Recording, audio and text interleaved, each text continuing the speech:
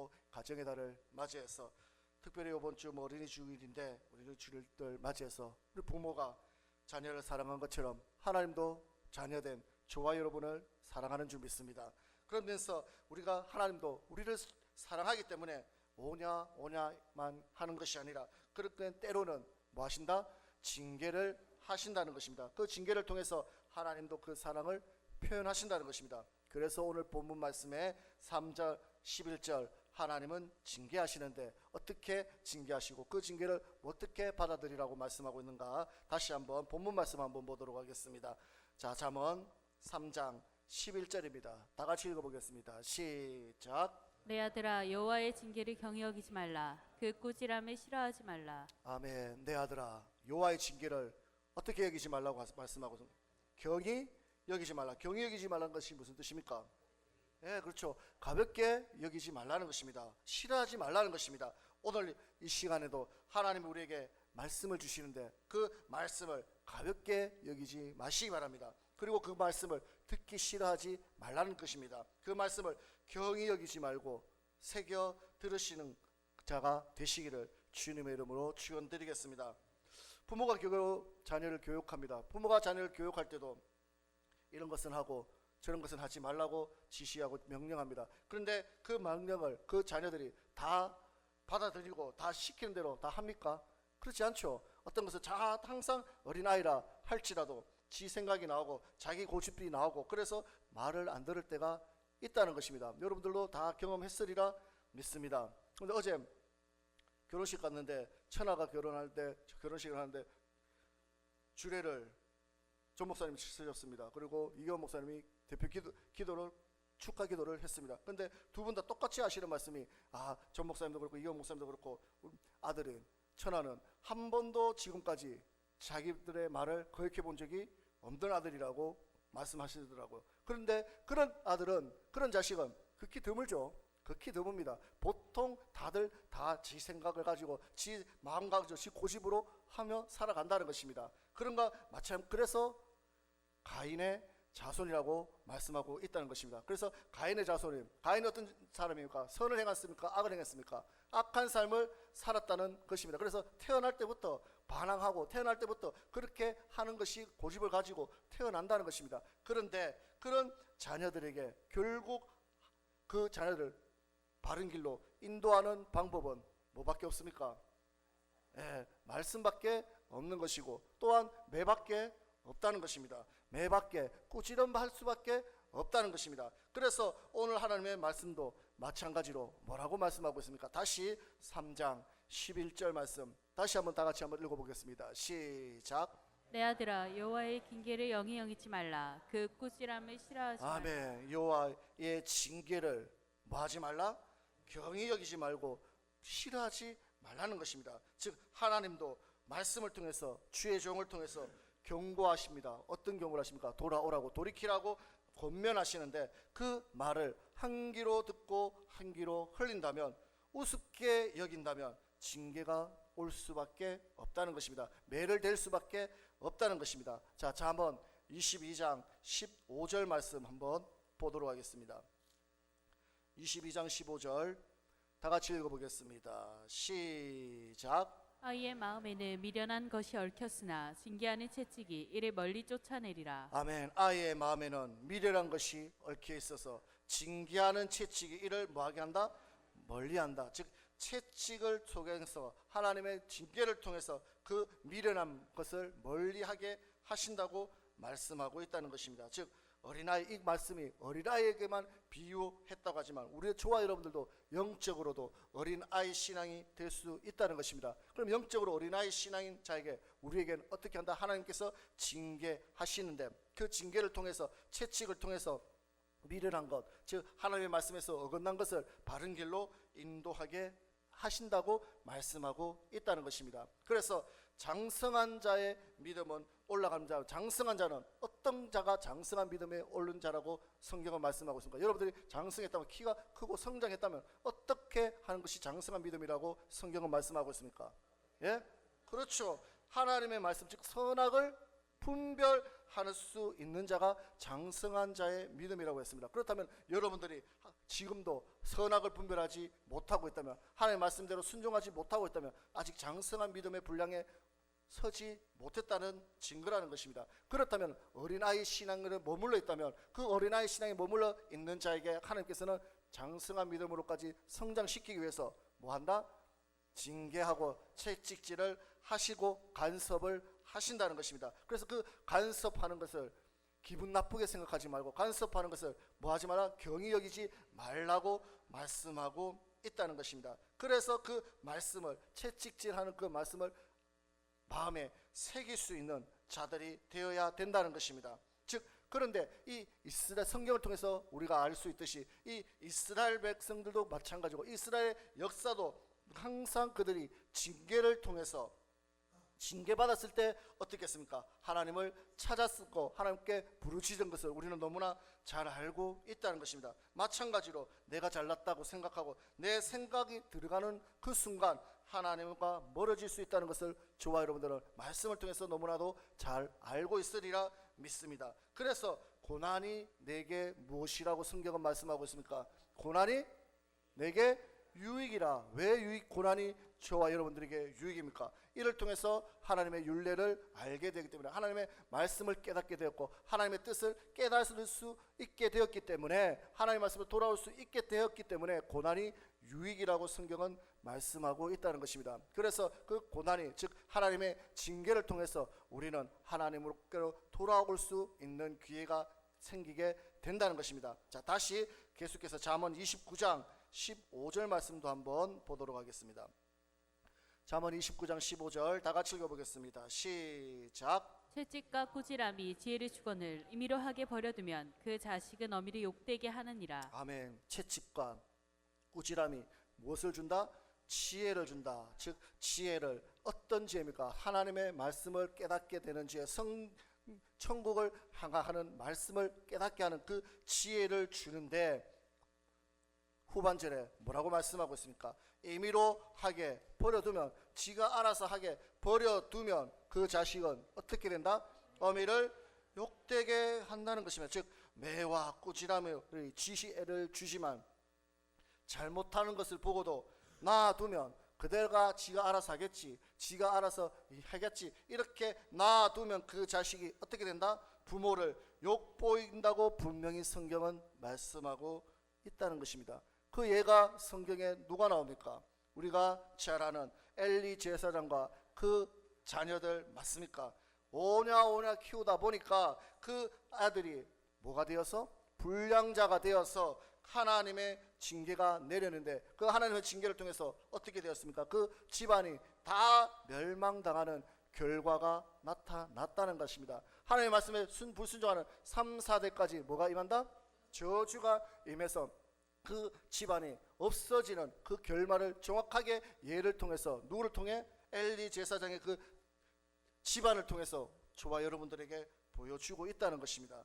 그래서 이 안에서도 마찬가지 아니겠습니까? 여러분들 가운데서도 마찬가지로 말만 안 할 뿐이지, 말을 못 할 뿐이지, 자식 때문에 얼굴 들지 못하는 분들도 분명히 계실 것이고, 자식 때문에 할 말 못하는 분들도 분명히 이 안에 있다는 것입니다. 왜 그렇습니까? 믿음으로 꾸짖지 못해서, 믿음으로 본을 보여주지 못했기 때문에 그 결과가 지금 당장 나타나고 있다는 것입니다. 다시 15절 다시 한번 읽어보겠습니다. 시작. 채찍과 꾸지람이 지혜를 주거늘 임의로 하게 버려두면 그 자식은 어미를 욕되게 하느니라. 아멘. 임의로 놔두면, 알아서 하겠지, 놔두면 심은 대로 거두게 된다는 것입니다. 그 자식이 부모를 어떻게 한다? 욕보이게 한다는 것입니다. 여러분들도 마찬가지로 부모 때문에, 자식 때문에 욕보임을 통해서 부끄러움을 당하는 자식가 될 수 있다는 것입니다. 그래서 우리는 하나님의 말씀이 기준이 되어야 된다는 것입니다. 그리하면 하나님의 말씀이 기준이 되어서 그 말씀대로 살아가면 아무런 우리의 인생에 하자가 없게 되는 줄 믿습니다. 그런데 하나님의 말씀대로 살지 않으니까 하자가 생기고 불편한 것이 생기고 부끄러운 일을 당하게 된다는 것입니다. 자, 잠언 계속해서 23장 13절에서 14절 말씀 한번 보도록 하겠습니다. 잠언 23장 13절에서 14절 다 같이 읽어보겠습니다. 시작. 아이를 훈계하지 아니치 말라. 채찍으로 그를 때릴지라도 죽지 아니하리라. 그를 채찍으로 때리면 그 영혼이 음부에서 구원하리라. 아멘. 항상 하나님의 관심은 우리의 어디에 있습니까? 영혼에 있는 거 맞습니까? 하나님의 관심은 항상 우리의 육체에 있는 것이 아니라 영혼에 초점을 맞추고 있다는 것입니다. 그래서 성경의 모든 관점은 영혼의 관점이 맞춰져 있습니다. 그래서 육이 조금 아프고 육이 조금 힘들다 할지라도 성경은 어디까지 말씀하고 계십니까? 어디까지? 네 손 죄지면 뭐 하라고 합니까? 찍어서 없애버리라. 한 팔로 지옥 가는 것, 천국 가는 것이 두 발로 어디 가는 것보다 낫다? 지옥 가는 것보다 낫다고 성경은 말씀하고 있다는 것입니다. 그래서 육체가 조금 아프다고, 육체가 좀 힘들다고 때리지를 못하고, 육체가 조금 힘들다고 아파할 거라고 그를 가르치지 못한다면 그 자식을 사랑하는 것이 아니라 그 자식이 죽이게 된다는 것을 성경은 분명히 말씀하고 있다는 것입니다. 그래서 결국은 아까 전에 봤던 말씀처럼 부모를 욕보이는 자가 되고 자녀 때문에 부끄러움을 당하는 부모가 되게 된다는 것입니다. 영적으로도 마찬가지로 하나님의 관심은 저와 여러분들의 영혼에 있기 때문에 징계를 통해서 공황과 고통을 통해서라도 우리의 영적인 방향을 다시 잡아주기를 원하고 있다는 것입니다. 그래서 하나님도 마찬가지고 부모도 마찬가지겠지만 죽이려고 때리는 사람은 없다는 거 맞습니까? 하나님도 마찬가지로 그 훈계와 징계가 통해서 우리를 죽이려고 하는 것이 아니라 뭐하기 위해서? 살리기 위해서 우리를 징계하신다는 것을 늘 잊지 마시기를 성경은 말씀하고 있는 줄 믿습니다. 그래서 성경은 말합니다. 분명히 성경은 뭐라고 말씀하고 있습니까? 성경의 디모데후서 3장의 모든 성경은 하나님의 교훈과 책망과 바르게 함과 의를 교육한다고 정확하게 말씀하고 있는 것 맞습니까? 이 성경책 성경 66권은 창세기부터 계시록까지 모든 성경은 교훈과 책망과 바르게 함과 의로 교육하기 위해서 만들었다고 하나님께서 기록했다고 말씀하고 있다는 것입니다. 그런데 이 성경이 우리의 희망대로, 우리의 꿈대로, 우리의 성경이 희망과 위로와 불어들어온 말을 위해서 쓰여진 것이라면 좋겠는데 성경은 그것을 위해서 쓰여진 것이 아니라는 것입니다. 이 성경이 희망과 위로와 부드러운 말로서 쓰여졌다면 그렇게 설교해도 되고 그렇게 가르치면 됩니다. 그런데 이 성경은 어떻게 쓰여졌다고 말씀하고 있습니까? 교훈과 책망과 바르게 함과 의로 교육하기 위해서 쓰여졌다고 분명히 말씀하고 있다는 것입니다. 그렇기 때문에 그 말씀대로 우리는 사용해야 될 것이고 그 말씀대로 우리는 가르쳐야 될 것이고 그 말씀대로 우리는 그것을 깨달았고 지켜 행하여야 된다는 것을 우리는 잊지 마시기를 주님의 이름으로 축원드리겠습니다. 그래서 이 모든 성경이 교훈과 책망을 통해서 바르게 무엇을 바르게 합니까? 우리의 믿음 생활을, 우리의 신앙 생활을 바르게 함을 통해서 어디로 가기 위해서 천국에 들어가기 위해서 쓰여진 것이 성경책이라는 것입니다. 그런데 이 성경의 이 말씀을 듣기 싫어하는 자가 부지기수라는 것입니다. 그래서 성경의 이 말씀을 듣기 싫어하니까 듣기 좋은 말을 하라고 하는 것이고 그 말을 들어서 주의 종도 백성들에게 듣기 좋은 말, 부드러운 말, 하나님께 위로하는 말 그런 말들만 하기 때문에 나도 죽고 상대방도 죽이는 결과가 일어난다는 것입니다. 그래서 오늘도 주의 종을 통해서 하나님의 말씀을 교훈하시고 책망하는데 그 말이 듣기 싫은 자가 되지 마시기를, 경히 듣지 마시기를, 가볍게 여기지 마시기를 주님의 이름으로 축원드리겠습니다.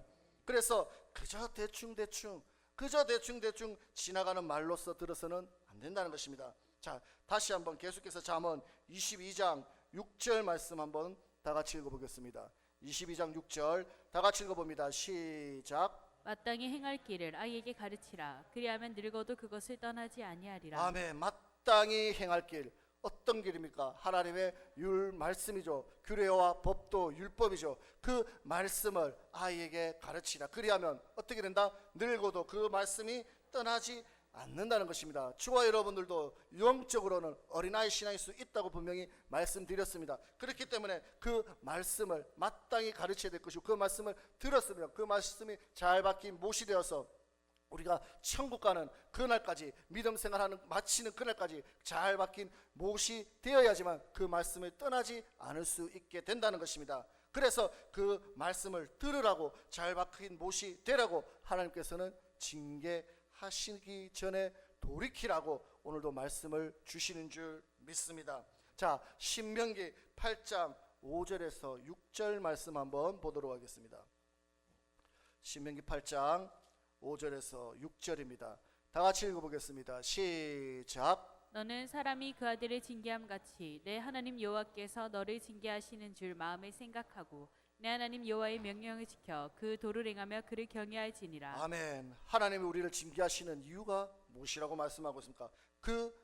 자, 다시 5절에 너는 사람이 그 아들을 징계함 같이 내 하나님 여호와께서 너를 징계하시는 줄 마음에 생각하고 내 하나님 여호와의 명령을 지켜 그 도를 행하고 그를 경외할지라. 아멘. 그 명령을 행하고 그 도를 행하며 그를 경외하기 위해서 하기 위해서 그를 하나님께서는 여러분들을 징계하신다는 것입니다. 즉 말씀에 순종하는 법을 통해서 어디에 들어가기 위해서 천국 백성 만들기 위해서 옳은 길을 가게 하기 위해서 하나님께서는 채찍질도 하시고 징계도 하신다는 것입니다. 또한 하나님 우리에게 징계하시는 것은 왜 징계하실까요? 하나님이 아직 우리에게 관심이 있기 때문에 우리에게를 징계하시는 것 맞습니까? 만약 하나님이 나에 대한 관심이 사라졌다면 징계도 하지 않는다는 것입니다. 관심이 있기 때문에 아직 내 백성이기 때문에 하나님께서 징계하신다는 것입니다. 자, 이사야서 1장 13절 한번 보도록 하겠습니다.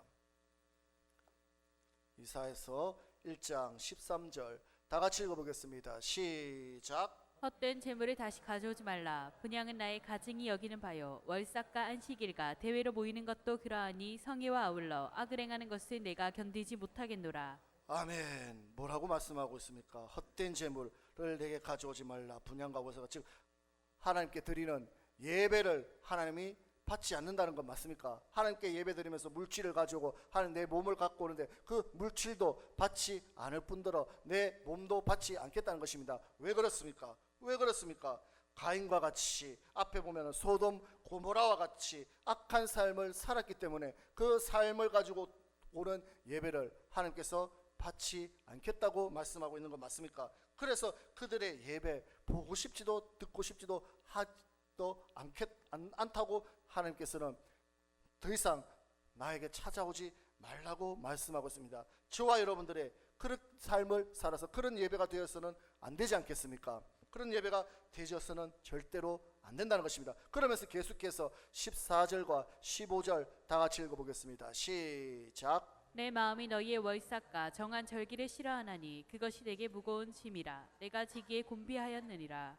너희가 손을 펼 때 내가 눈을 가리우고 너희가 많이 기도할지라도 내가 듣지 아니하리니 이는 너희의 손에 피가 가득함이니라. 아멘. 무슨 뜻입니까?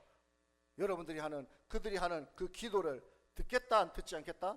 듣지 않겠다는 것입니다. 기도가 무엇입니까? 여러분들과 하나님과의 관계에서 하나님과 대화 맞습니까? 하나님과 내가 하나님께 대화하는 것이고 내가 하나님께 부탁하는 것이고 내가 하나님께 원하는 것을 기도하는데 그 기도를 하나님께서는 듣지 않겠다고 말씀하고 있다는 것입니다. 왜 그렇습니까? 자, 하나님께서 예를 듭니다. 하나님께서 우리가 하나님께 전화를 한다고 칩시다. 전화를 하는데 하나님이 그 전화를 듣기 싫다는 것입니다. 그래서 바로 끊어버리신다는 것입니다. 얼마나 불행한 일입니까? 여러분들도 잘 아시겠지만 가끔씩 하나님이 우리의 기도를 스팸 전화 취급하듯이 취급해버린다는 것입니다. 여러분들 스팸 전화 받으면 어떻게 합니까? 스팸 전화 번호가 뜨면 어떻게 합니까?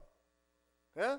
받지도 않고 그냥 거절해버리죠. 거절해버린다는 것입니다. 그리고 만약에 또 모르는 번호 떴는데 잘못 받았는데 또 스팸 전화, 그래서 뭐 좀 부탁하고 뭐 좀 해달라 하고 뭐 좀 보고 보험 한 개 보고 들어달라 하고 그런 얘기하면 어떻게 합니까? 그냥 네네네네 바빴어요. 지금 바빴어요. 그래서 끊어버리지 않습니까? 그와 마찬가지로 하나님이 우리의 기도를 그런 식으로 대한다면 얼마나 기분 나쁘고 얼마나 불행한 일이라는 것입니다. 그런데 하나님께서 그렇게 하시겠다는 것입니다. 다시 14절 15절 다시 한번 읽어보겠습니다. 시작. 내 마음이 너희의 월삭과 정한 절기를 싫어하나니 그것이 내게 무거운 짐이라 내가 지기에 곤비하였느니라. 너희가 손을 펼 때 내가 눈을 가리우고 너희가 많이 기도할지라도 내가 듣지 아니하리니 이는 너희의 손에 피가 가득함이니라. 아멘. 그런데 하나님께서 왜 그렇게 하신다고 말씀하고 있습니까? 그 이유가 무엇이라고 말씀하고 있습니까? 15절에 뭐라고요? 너희의 손에 피가 가득함이라. 예, 피가 가득하는 것이 무슨 뜻입니까? 예, 그렇죠. 죄가 가득했다는 것입니다. 우리가 죄를 짓고 하나님 앞에 기도하고 죄를 짓고 하나님 앞에 나왔다는 것입니다. 그래서 하나님의 그 명령에 불순종했기 때문에 내가 그 기도를 듣지 않겠다는 것입니다. 우리가 잘 아는 이 잠언 28장 9절 말씀 한번 보도록 하겠습니다. 잠언 28장 9절 다 같이 읽어보겠습니다. 시작. 사람이 길을 돌이키고 율법을 듣지 아니하면 그의 기도도 가증하니라. 아멘. 그의 기도가 가증하다고 말합니다. 그 기도가 가증한 기도를 하나님께서는 들으시겠습니까? 듣지 않겠습니까? 듣지 않는데 그 기도가 가증한 이유가 무엇이라고 말씀하고 있습니까? 율법을 듣지 아니했기 때문에, 하나님의 말씀에 순종하지 않았기 때문에, 말씀대로 살지 아니하고 내 멋대로 내 기분대로 생활하면서 기도는 이것 좀 해주십시오, 이것 좀 부탁드립니다, 이것 좀 한다, 하나님께서 스팸 전화 받듯이 네네 하고 끊어버리고 아무런 관심도 귀를 기울이지 않는다는 것입니다. 자, 그래서 우리와 하나님과의 죄가 막혀 있으면 그 하나님과의 대화가, 하나님과의 기도가 단절될 수밖에 없다는 것입니다. 이사야서 59장 1절에서 2절 말씀 한번 보도록 하겠습니다. 이사야서 59장 1절에서 2절 다 같이 읽어봅니다. 시작. 여호와의 손이 짧아 구원치 못하심도 아니요 귀가 둔하여 듣지 못하심도 아니라 오직 너희 죄악이 너희와 너희 하나님 사이를 내었고 너희 죄가 그 얼굴을 가리워서 너희를 듣지 않으시게 함이니. 아멘. 하나님께서 듣지 않으시는 이유가 무엇이라고 합니까?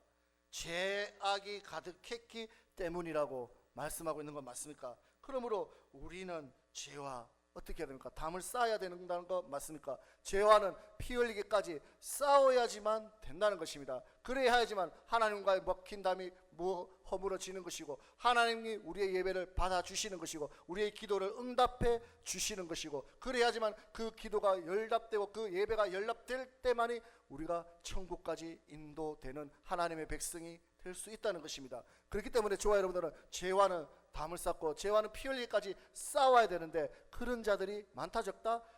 많지 않다는 것입니다. 자, 히브리서 12장 4절 말씀 한번 보도록 하겠습니다. 히브리서 12장 4절입니다. 다 같이 읽어보겠습니다. 시작. 너희가 죄와 싸우되 아직 피 흘리기까지는 대항치 아니하고. 아멘. 너희가 죄와 싸워야 되는데 피 흘리기까지는 싸우지 아니했다. 즉 최선을 다해서 싸우지 않았다는 것입니다. 그럼 우리의 싸움은 누구와의 싸움입니까? 네?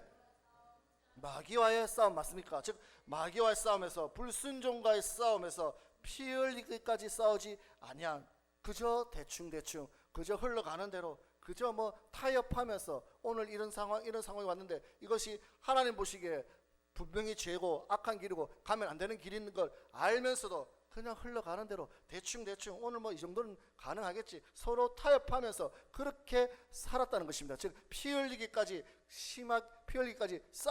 죄와 싸우지 않았다는 것입니다. 그래서 너희가, 하나님께서 어떻게 합니까? 너희에게 권면하는데, 권고하기를 하나님께서 그렇게 하지 말라고 징계를 내리신다고 성경은 말씀하고 있다는 것입니다. 자, 계속해서 5절입니다. 5절 다 같이 읽어봅니다. 시작. 또 아들들에게 권하는 것 같이 너희에게 권면하신 말씀을 잊었도다. 일렀으되 내 아들아, 주의 징계하심을 경히 여기지 말며 그에게 꾸지람을 받을 때에 낙심하지 말라. 아멘. 오늘 본문 말씀과 똑같은 말씀입니다. 또 아들들에게 권하는 것 같이 권면한다는 것이죠. 너희에게 권면하시는 말씀을 뭐했다?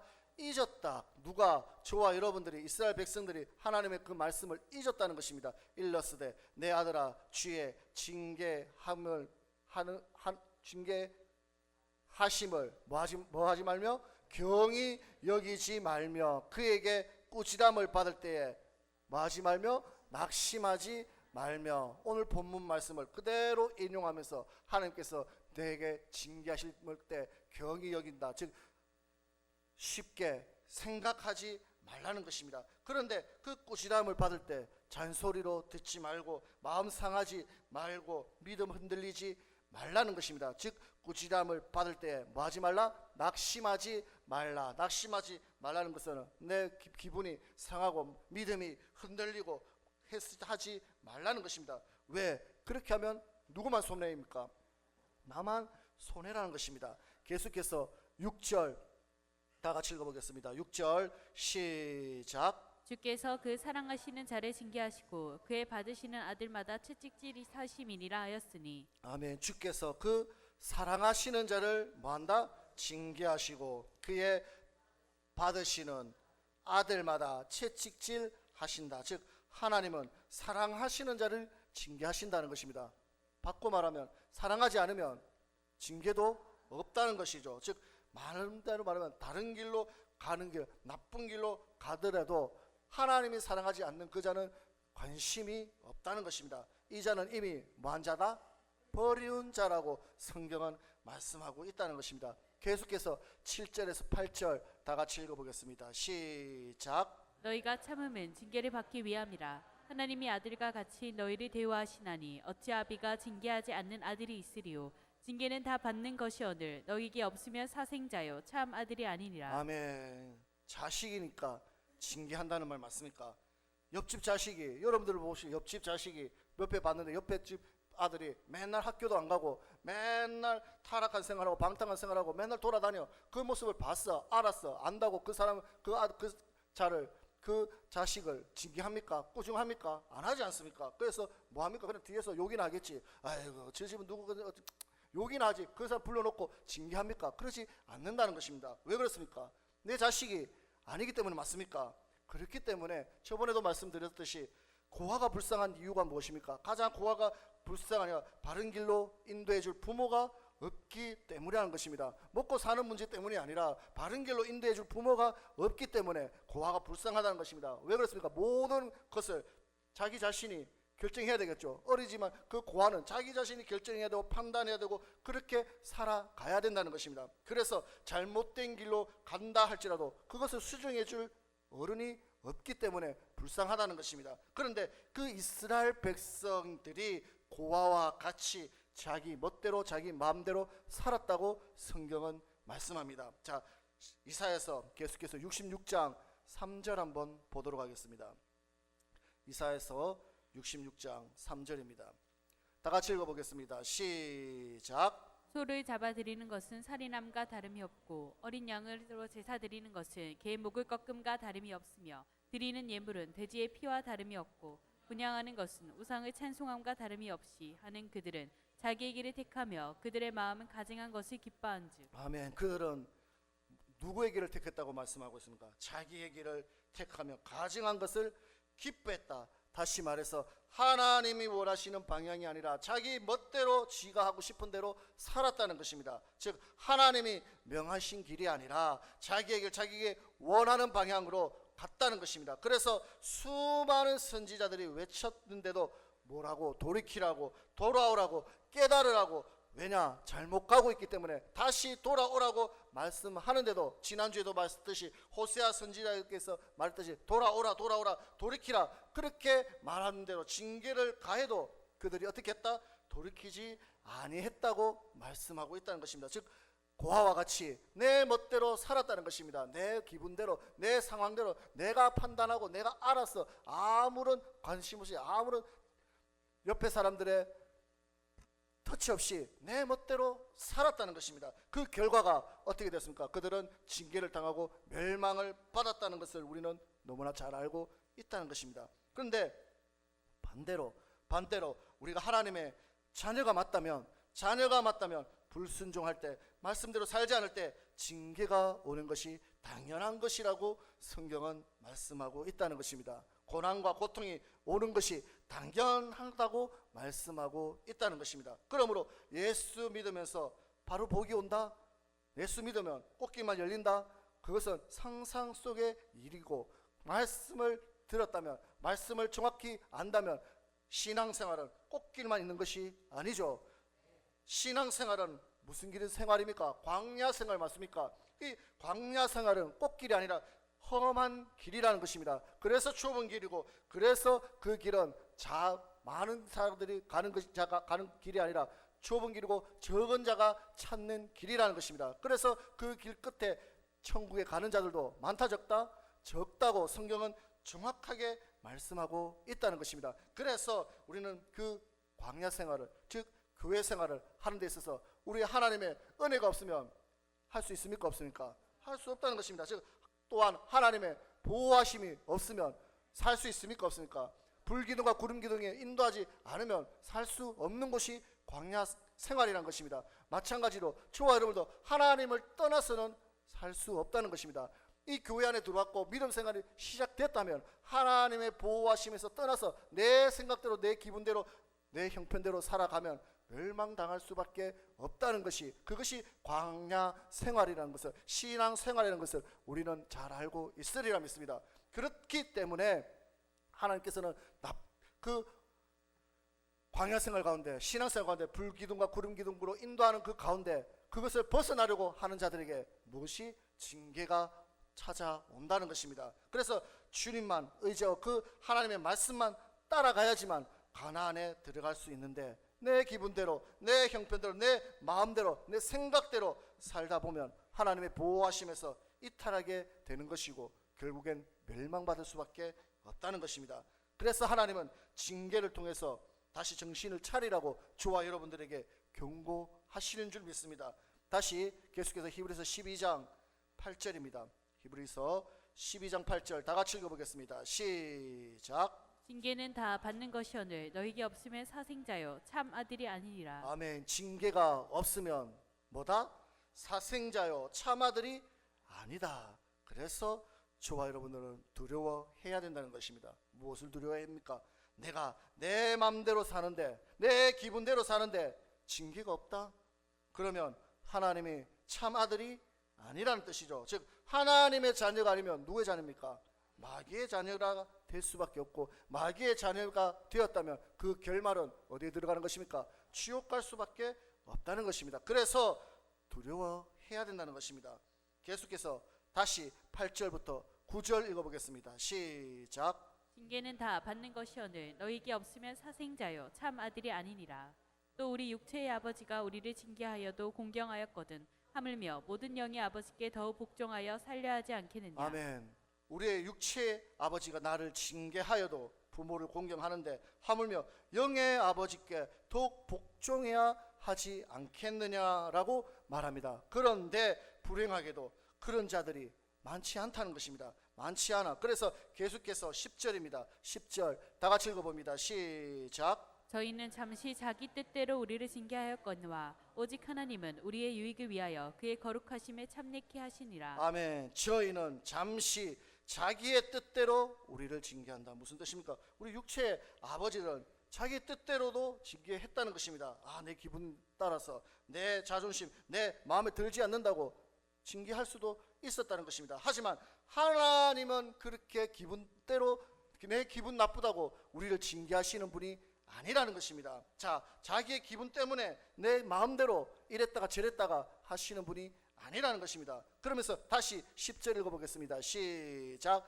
저희는 잠시 자기의 뜻대로 우리를 징계하였거니와 오직 하나님은 우리의 유익을 위하여 그의 거룩하심에 참여케 하심이라. 누구를 위해? 우리의 유익을 위해. 어떤 유익입니까? 천국에 들어간, 즉 성경의 말씀 그대로 하면 그의 거룩하심에 참여케 하는 유익을 위해서, 거룩하심에 참여하는 것이 어디에 참여하는 것입니까? 천국에 들어가게 하기 위해서 우리를 뭐 하신다? 징계하신다는 것입니다. 즉 우리의 영혼을 음부에서 건지기 위해서 우리를 징계하신다는 것입니다. 아멘이십니까? 자, 하나님은 항상 우리의 무엇에 관심이 있다? 영혼에 관심이 있지 육체는 그 다음이라는 것입니다. 그런데 우리는 반대로 우리의 육체에는 관심이 있는데 영혼에는 관심이 없어.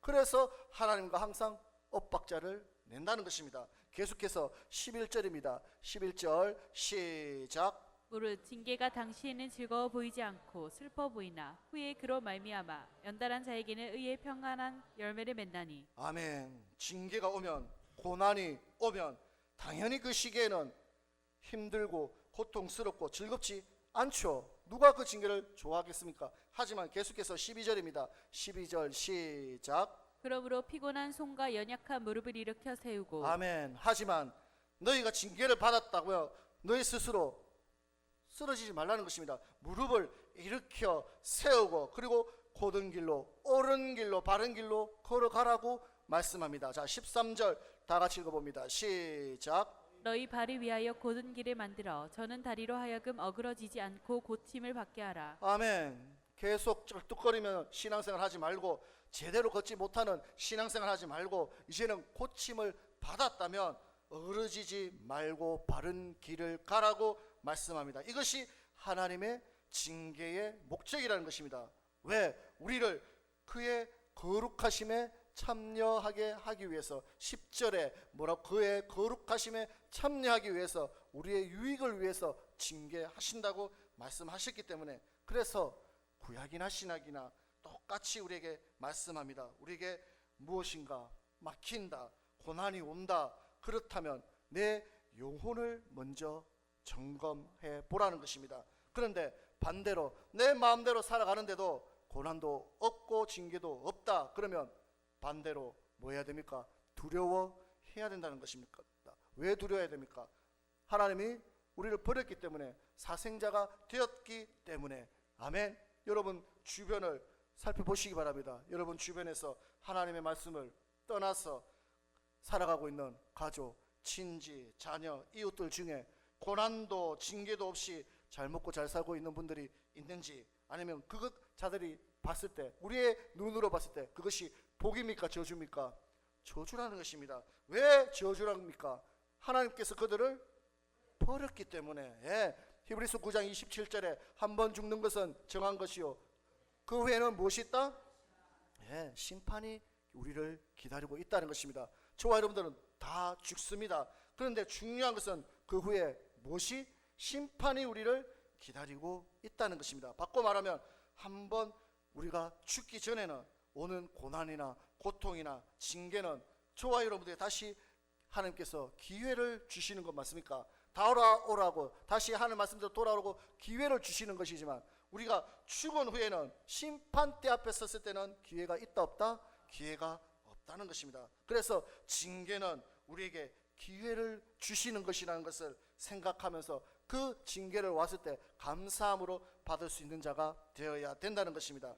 그래서 우리는 언제 어떻게 누가 먼저 심판대 앞에 설지 아무도 모르는 것 맞습니까? 여기서 나이 많은 자가 분들이 계시고 어린 자 분들이 있는데, 내 아이 많다고 제일 먼저 가는 것도 아니죠. 어리다고 제일 늦게 가는 것도 아니라는 것입니다. 그런데 그때 심판대 앞에 섰을 때는 기회가 있다 없다? 없다. 그렇기 때문에 저와 여러분들은 항상 하나님의 말씀의 징계를 통해서, 하나님이 내 영혼을 살리기 위해서 돌이키라고 이렇게 징계를 주시는 것이라고 생각할 수 있는 분들이 되시기를 주님의 이름으로 축원드리겠습니다.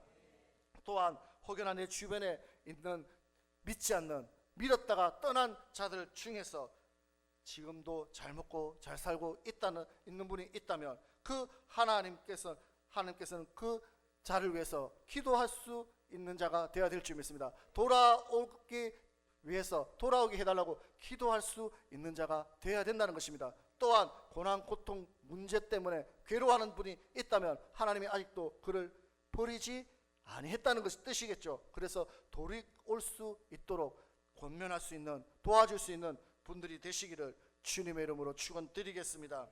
시편 119편 71절입니다. 시편 119편 71절 다 같이 읽어보겠습니다. 시작. 고난 당한 것이 내게 유익이라 이로 인하여 내가 주의 율례를 배우게 되었나이다. 아멘. 그래서 고난이 뭐다? 유익이다.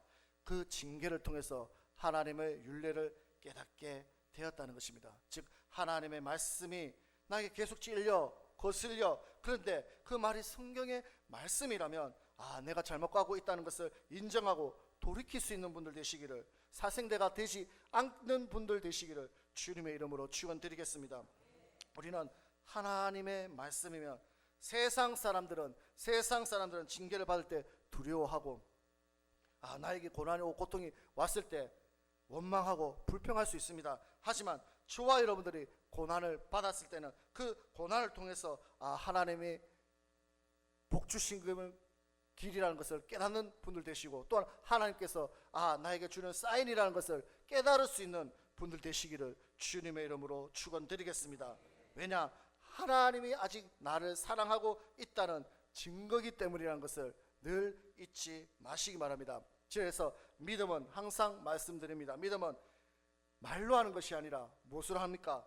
행함으로 하는 것 맞습니까? 즉 그래서 우리 모두 징계가 없다면 두려워하시고, 징계가 왔을 때 감사할 수 있는 분들 다 되시기를 주님의 이름으로 축원드립니다. 또한 하나님의 말씀을 어떻게 듣지 말고 경히 듣지 말고 잘 새겨서 내 영혼을 살리는 기회로 삼으시고, 내 영혼을 점검하는 기회로 삼으시고, 하나님 앞에 옳은 길을 걸어가서 하나님의 기쁨이 되는 복된 분들, 우리 모든 창조계의 식구들이 다 되시기를 주님의 이름으로 축원드리겠습니다.